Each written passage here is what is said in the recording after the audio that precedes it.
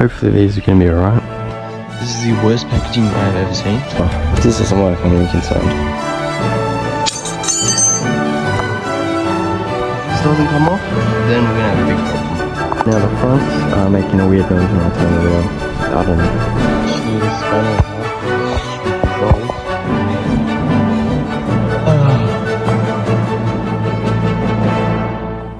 The coilovers have arrived.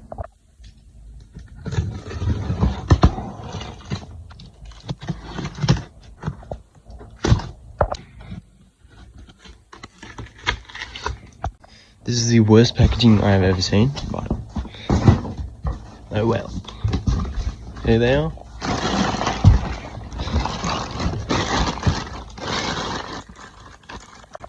So these are, I'm pretty sure they are max speeding rods coilovers, but I think they've just been rebranded and repainted into someone else's brand, whoever BF is.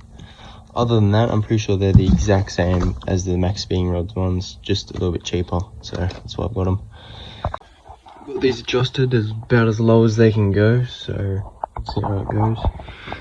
By the looks of it, the rear coilovers are going to sit higher, the fronts, because the bolts higher up, and these are higher.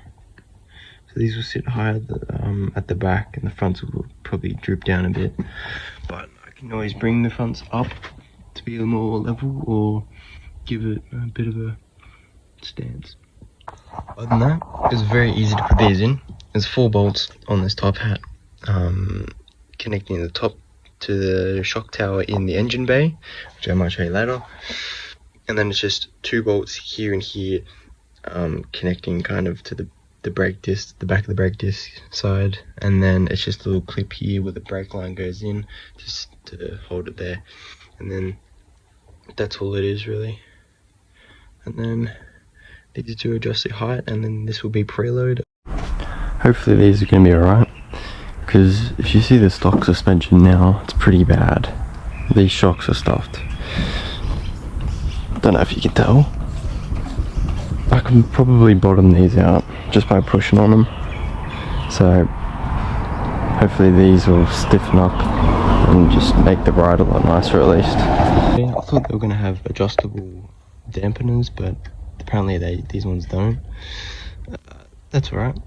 And they also, the dust boots were off of them when they came out of the box. So I'm gonna jack this thing up, get the wheels off, hopefully get the old chocks out easy. Don't know, never done it before. See how this goes.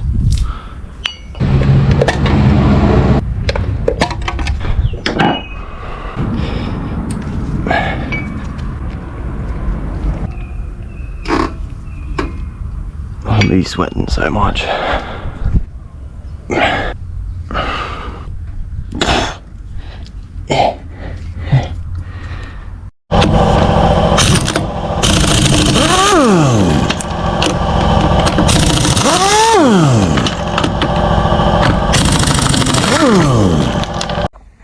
I'm probably just going to end up lowering all of them as much as they can go, put them in, and then adjust them from there and see how they go.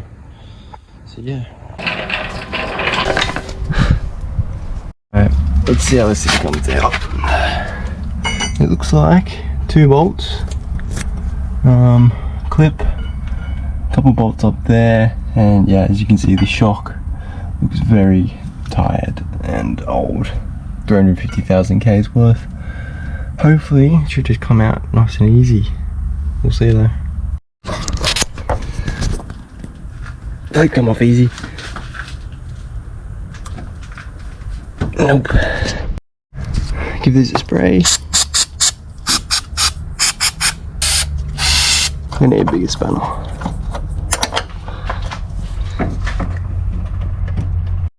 New plan, break a bar. If this doesn't work, I'm really concerned.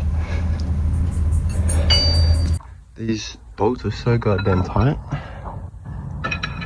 I'm gonna do this. Ow. Well, this one's coming off now. Just.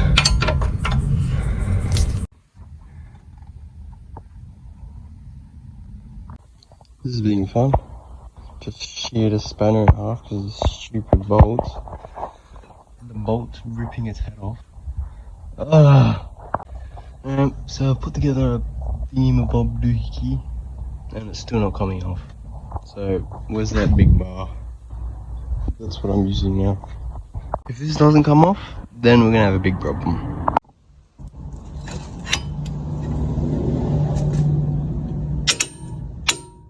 Yes!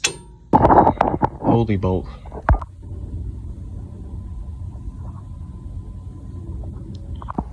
So I measure from this collar here to the red bracket here. It's 50. That's the other side for comparison. Jacked it up, push these two, put the nuts on, put that little clip back on, tighten the top ones up. So that's how it's sitting with one coil in. I think it was about 35mm lower or so. I'm probably gonna take it off again and make it as low as it can go and see how that goes. Alright, so I managed to get all the coils in over the weekend. I didn't record any of it because it was like 40 degrees and it was too hot. As you can see, we've got the front one looking pretty good. It's a nice gap, although it is scraping at the front a bit much. So I might raise it. Before I do that, we need to do the back ones. This is the back fully set down. You probably can't see, but they won't go any further down.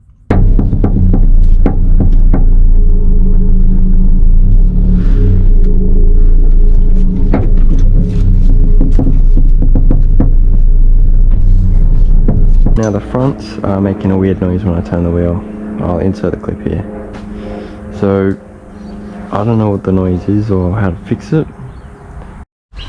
The only way I could get the noise to stop was by backing off this nylock nut, but if you do that, it allows I think the dampener to move up and down, and you can't really leave this loose. It's not very safe, it's pretty dodgy. And if we tighten this up, which we have, it makes that loud creaking noise. So I don't know what to do. You can't tighten it, can't loosen it. I don't know. Also, when I turn the steering wheel, this entire shock tower moves. This moves around the actual bolt spins. So I don't think that's supposed to be happening. I'll get a clip of it actually.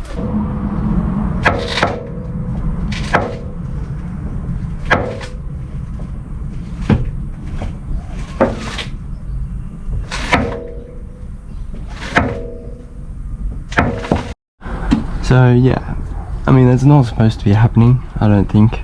I tried for hours trying to fix this, but nothing's working. I should have got the max speeding rods ones.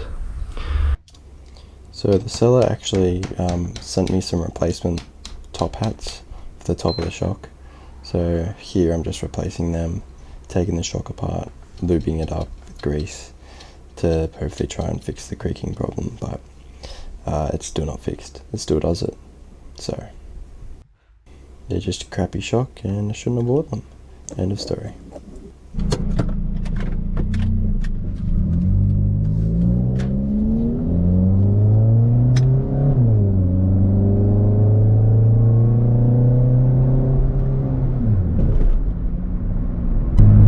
So I finally got the coilovers set up in the car, and the real question is were they worth it? Kind of not. I can't set the preload any lower, so I can't make it any softer. So it does ride pretty stiff. Compared to the stock suspension though, I think it is better. It handles much better. It's a lot stiffer. The understeer is controllable, which is I didn't think was possible in this car, but yeah. Sadly, it doesn't go any lower. I can lower the front all the way, but the back's just, they're maxed out. They don't go any lower than stock height, which is sad, but other than that, these are only $300.